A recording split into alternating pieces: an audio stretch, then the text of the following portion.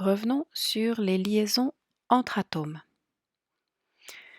Lorsque des atomes se lient chimiquement, ils forment une molécule.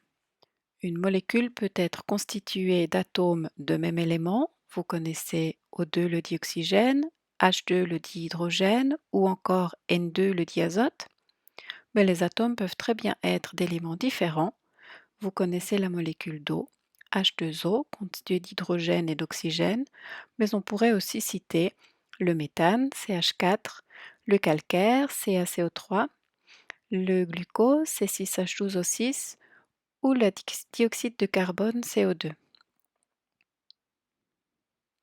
Il faut savoir que si les atomes étaient humains, leurs idoles seraient les gaz rares. Les gaz rares ont trop la classe. La couche externe d'électrons est entièrement remplie. Ils ne peuvent plus réagir chimiquement. Ils sont stables. À l'image de l'argon, dont la couche M est remplie par 8 électrons, ou à l'image du néon, dont la couche L est remplie de 8 électrons. On appelle ça la règle de l'octet. Octet signifie petit groupe de 8. Évidemment, dans le cas de l'hélium, avec une seule couche qui ne peut contenir plus de 2 électrons, on ne peut pas parler de règle de l'octet, plutôt de règle du duet, mais c'est le même principe. Les gaz rares, dans le tableau périodique, se trouvent dans la dernière colonne tout à droite. Entre deux atomes, nous considérerons deux types de liaisons. La liaison covalente, dans laquelle les atomes partagent des électrons, et la liaison ionique, dans laquelle les atomes échangent des électrons. Prenons un atome de chlore. Un atome de chlore possède 7 électrons sur sa couche périphérique.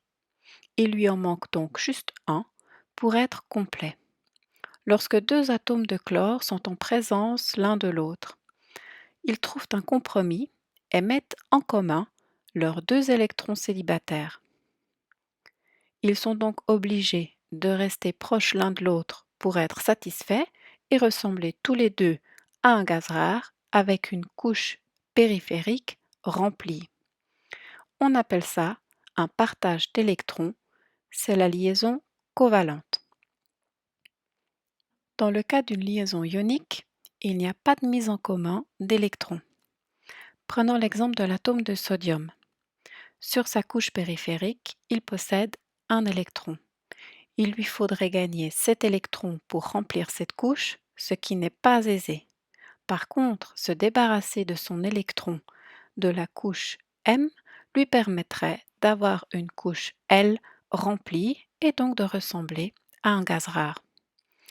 L'atome de chlore, avec ses 7 électrons sur la couche périphérique, cherche toujours un électron pour être complet.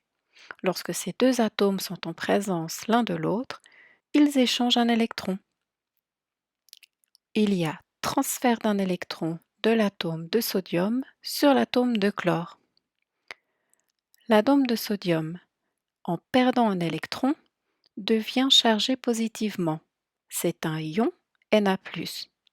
Le chlore, acceptant un électron, devient un ion Cl-. Ces ions, chargés, s'attirent et restent ensemble. C'est ce qu'on appelle la liaison ionique.